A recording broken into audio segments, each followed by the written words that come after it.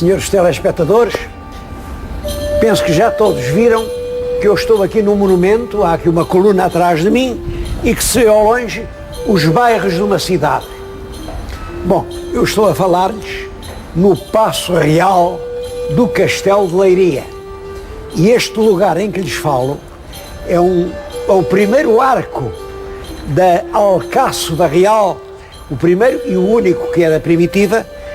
Aqui onde eu estou, suponho que terá estado sentado o rei Dom Duarte. É muito possível que aqui mesmo, ele tenha redigido alguns capítulos do Leal Conselheiro. Aqui esteve com certeza o infante Dom Pedro, o infante das 7 partidas de Alfarrobeira. Isto foi Paço Real durante o tempo de Dom João I, durante o tempo de Dom Duarte, durante o tempo de Dom Afonso V. É um dos lugares mais ilustres do país. Mas eu venho aqui não é para lhes falar de nenhum deles. É para falar de uma das maiores figuras históricas da nossa Idade Média, de El Rei Dom Dinis. E falo do Dom Dinis neste sítio por uma razão. Dom Dinis ficou extremamente ligado à Leiria. Dom Dinis tinha um paço real em Leiria.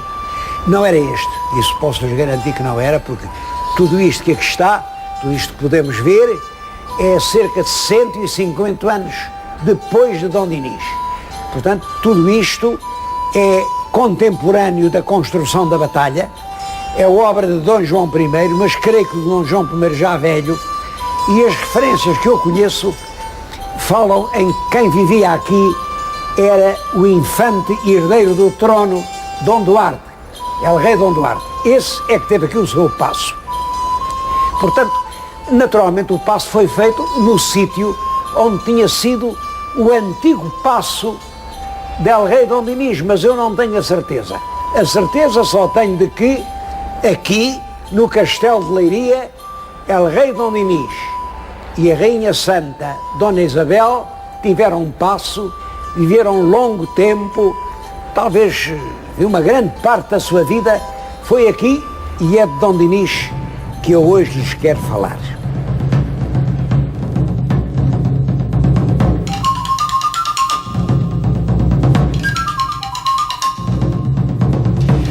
Esta época do rei Dom Dinis tem o maior interesse para quem queira compreender alguma coisa da história medieval de Portugal. É preciso prestar muita atenção às datas. Dom Dinis nasceu nos meados do século XIII, nasceu exatamente em 1261. Em 61, quem reinava em França era o São Luís, o rei São Luís, Luís IX, que aliás era primo do nosso Dom Dinis. E é nesse ano de 1261 que o rei São Luís proíbe em França o duelo judiciário. Duelo judiciário era isto: quando uma pessoa queria matar outra, chamava a confiar, vem cá, vamos batermos. É claro, quando um tipo perito nas armas queria matar um inimigo mais velho ou mais fraco, desafiava-o para um duelo judiciário e matava-o. Bom, isso é proibido em França. Em França, aqui continua a ser permitido. Mas isto revela uma Europa a civilizar-se, a acabar com os seus costumes mais bárbaros. Bom, ele nasce em 61, é filho também de um grande rei, é filho do rei Dom Afonso III. Dom Afonso III é o Bolonhês, eu tenho-lhes falado muito nele porque acho que foi um grande rei. O Dom Afonso III reinou 34 anos. Quando ele morre, sucede-lhe o filho mais velho, é o Dom Dinis, que é rei em 1279. Portanto, ele sobe ao trono com 18 anos e vem a reinar em Portugal durante 46 anos, visto que mudou só em 1325. Estas datas são importantes por várias razões. Primeiro, os 34 anos de reinado do Dom Afonso III, com os 46 do Dom Dinis, fazem 80 anos. E 80 anos sempre com a mesma direção. Portanto, é um período de estabilidade e por isso, um período de progresso para Portugal. Bom, mas a razão mais importante, e para quem queira entender alguma coisa da nossa história, é esta, como vêem, estes 46 anos do reinado de Dom Dinis ficam cerca de metade no século XIII, que é um século de grande progresso, de grande prosperidade económica.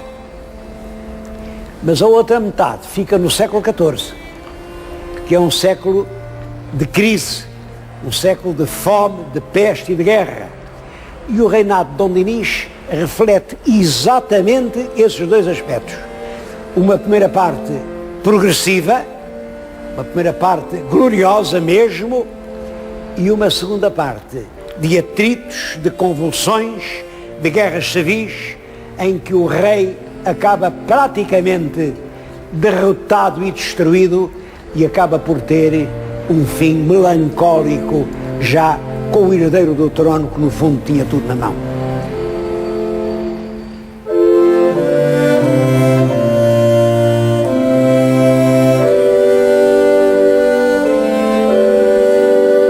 Este Paço Real de Leiria é talvez, e depois do Palácio de Sintra, dos paços medievais portugueses o que está mais bem conservado. É claro que a conservação deve-se a obras de restauro feitas com critério, com respeito, porque isto há 100 anos era pouco mais que uma grande pedreira, mas os arqueólogos portugueses, com trabalho, com continuação, estas obras não se fizeram de um momento para o outro, conseguiram fazer o que hoje de facto é uma beleza.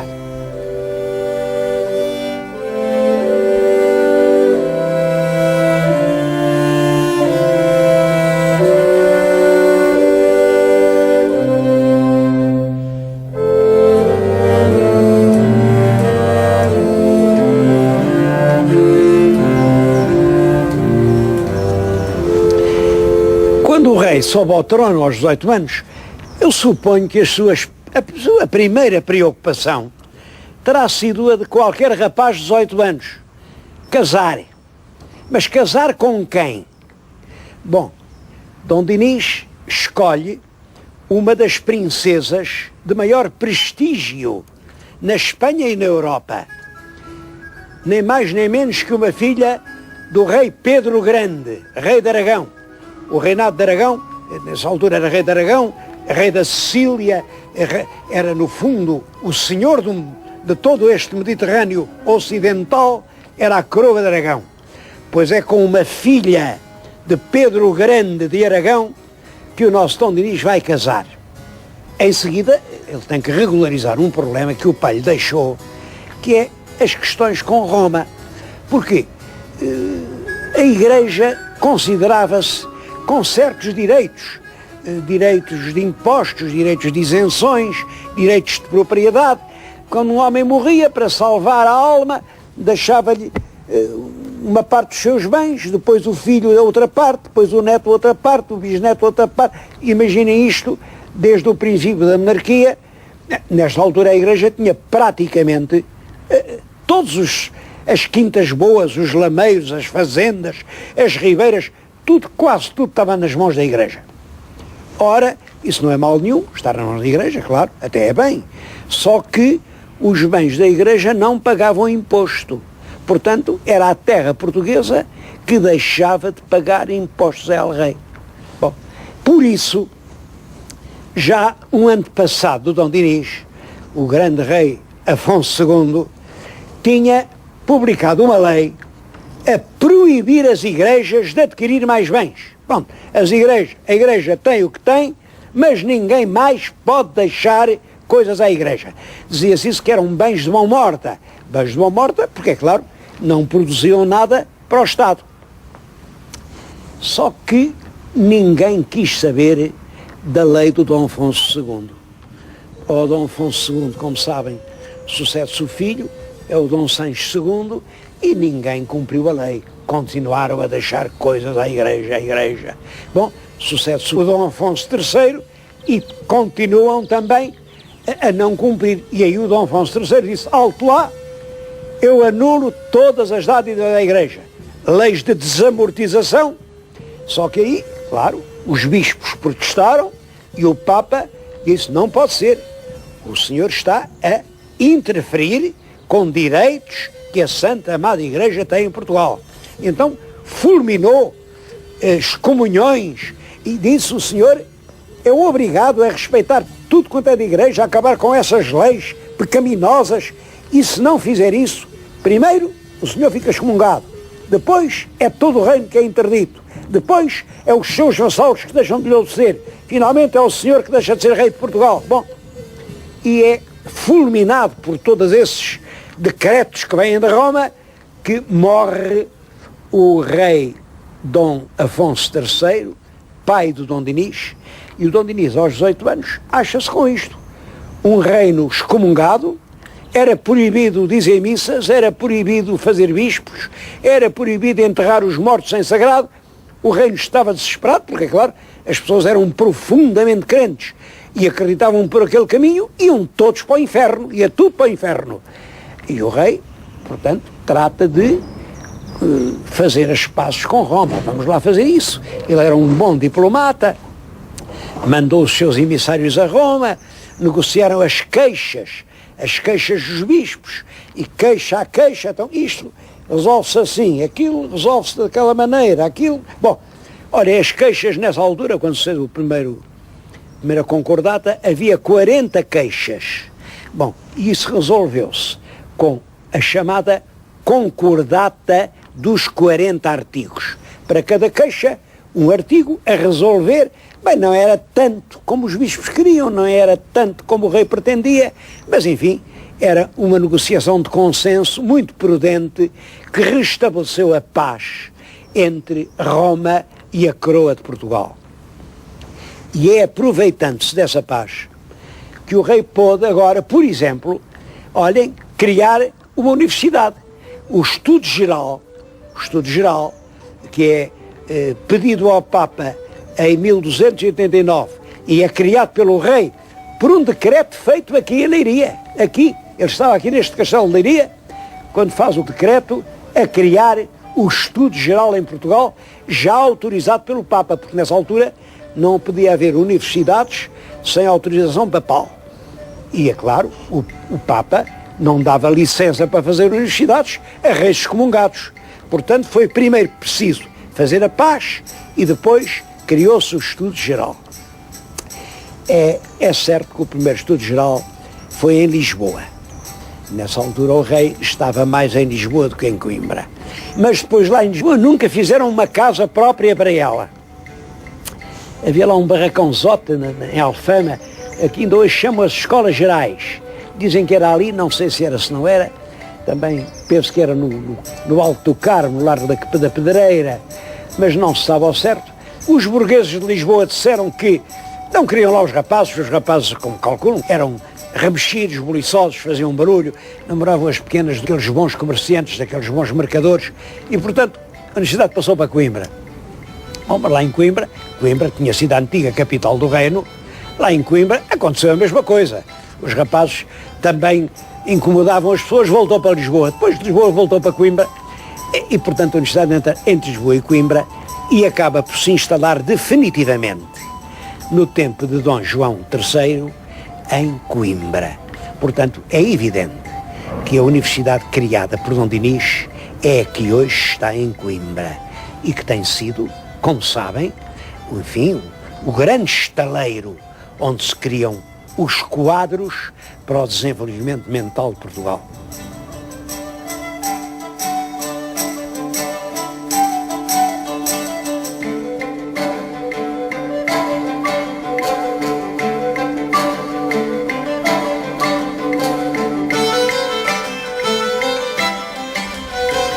Também desses primeiros anos de Dom Dinis é o Tratado de Alcanices, é de 1297. Isso é importante porque é o tratado que fixa definitivamente a fronteira terrestre de Portugal. A ele devemos poder hoje dizer que somos o Estado da Europa com uma fronteira definitiva mais antiga Ninguém tem uma fronteira tão antiga. Estou-lhes a dizer isto agora aqui numa igreja que também era do tempo de Dom Dinis, embora a reconstrução seja da época de Dom João I, que é Nossa Senhora da Pena. Bom, e tenho que lhes explicar que este automóvel que vem aqui não é o automóvel do Dom Dinis. Não, é um automóvel, como veem, está forradinho, todo de latas de conserva. Isto tem a ver com um concurso que se faz aqui em Leiria, chamado Ambientarte. Bom, entre as conservas e o Dom Dinis pode haver relação, porque no tempo de Dom Dinis não havia conservas, mas é verdade que ele protegeu a navegação, ele instituiu uma bolsa de mercadores e quando se faz a história dos seguros em Portugal, vai sempre até ao Dom Dinis. É ele quem estabelece uma bolsa que permite aos mercadores que naufragam e que exportam, por exemplo, o vinho e o azeite. É Dom Dinis quem estabelece essa bolsa e é aí que começa a história dos seguros em Portugal.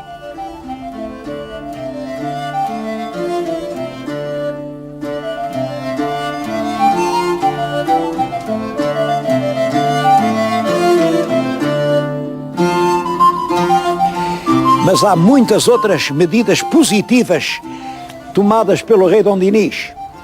É, por exemplo, ele que ordena que os documentos oficiais de futuro sejam todos redigidos em português, porque até aí eram redigidos em latim.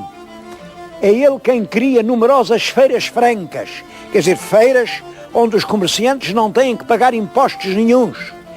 É ele quem cria casais de lavradores no Minho. Muitos desses casais vieram a dar a aldeias e algumas delas são hoje vilas e sedes de concelho.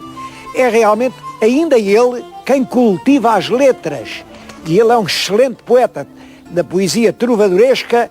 Ele é de facto um poeta de um alto nível e tudo isso faz de Dom Dinis uma das maiores figuras da história portuguesa.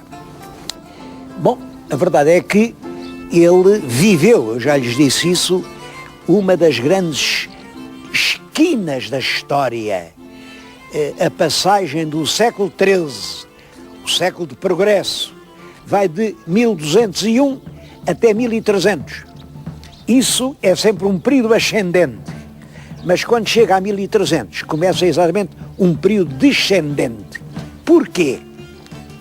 Bom, é claro que cada historiador dá a sua razão.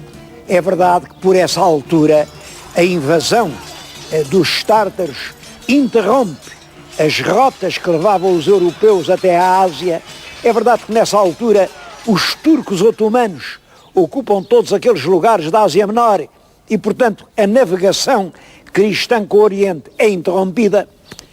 Também é verdade que, em virtude do progresso do século anterior, agora os burgueses são mais ricos e, portanto, disputam o poder aos senhores e nas cidades instalam-se climas de guerra.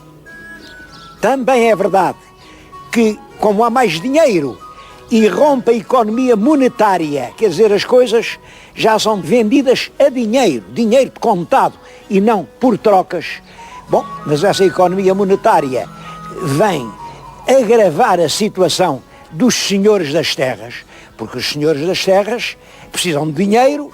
Antigamente eles diziam, bom, tens lá a terra e dás-me tantos moinhos de trigo.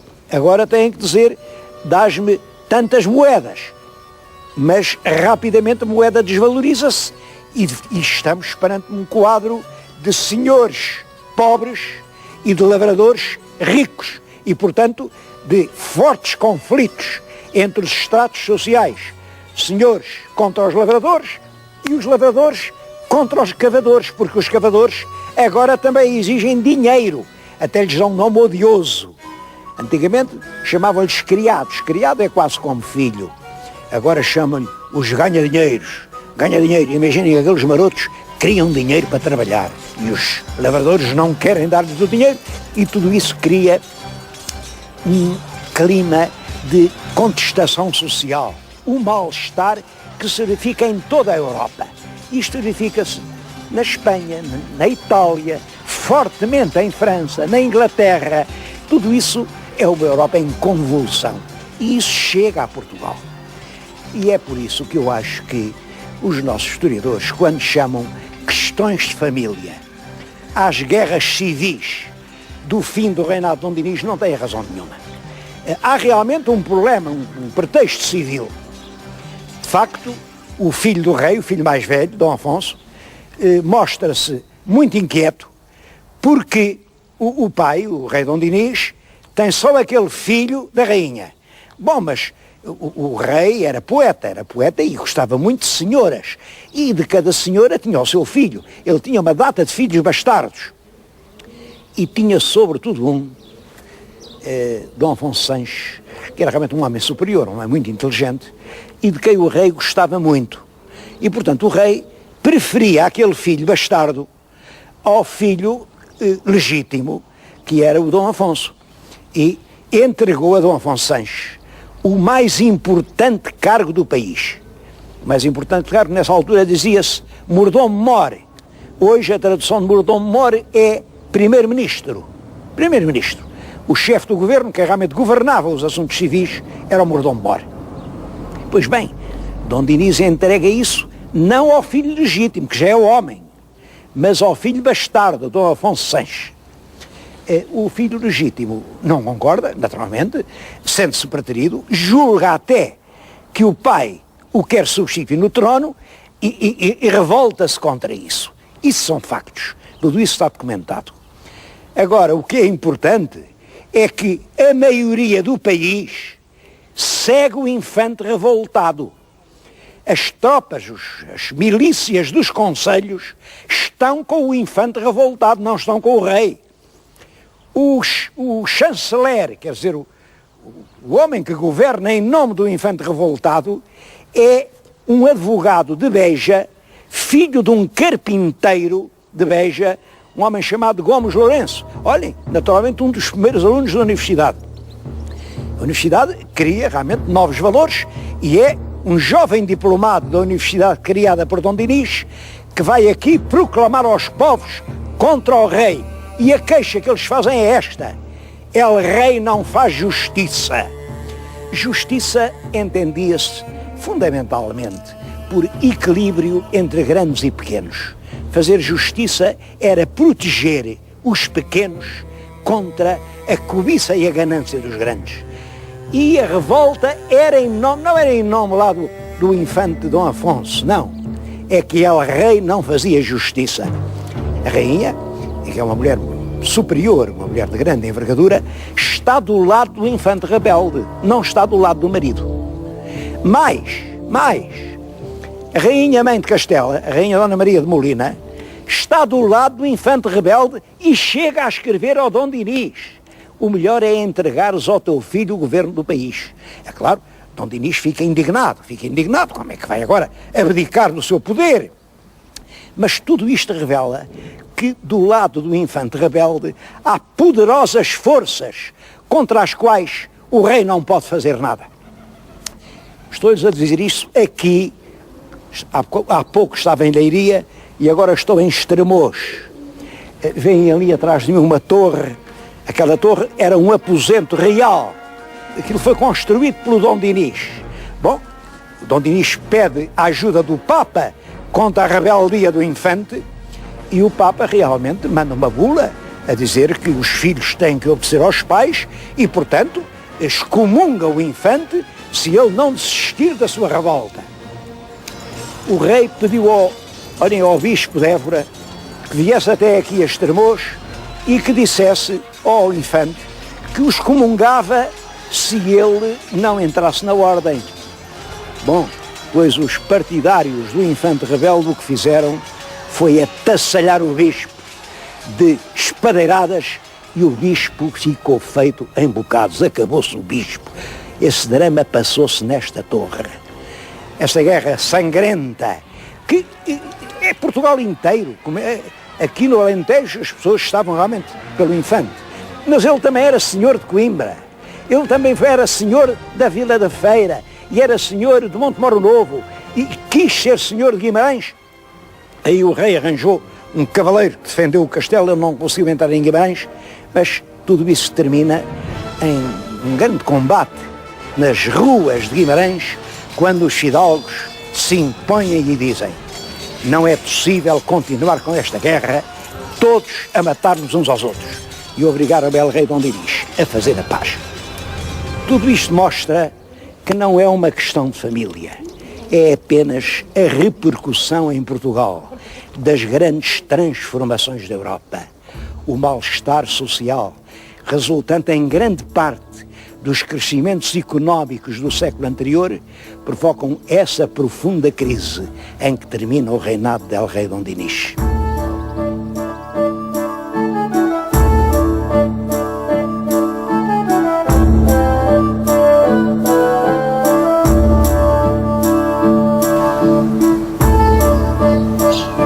Hoje ignoramos muito e sabemos pouco sobre essa época. Olhem, estou-lhes a falar aqui diante do monumento, todos veem uns arcos. Isto é a antiga Câmara Municipal de Estremoz. Ninguém sabe a data em que foi feita. A lenda é do tempo del rei Dom Dinis. Pela construção, vê-se que é uma coisa aí já do século XIV adiantado, 1320, 1330. Devo dizer que nessa época el rei Dom Dinis não fazia monumentos em Estremoz. Estremoz estava na posse dos rebeldes. Nessa época, Dom Dinis fazia sim torres fortes, como a Torre da Homenagem de Leiria, que tem lá essa data, 1321, para se defender da revolta.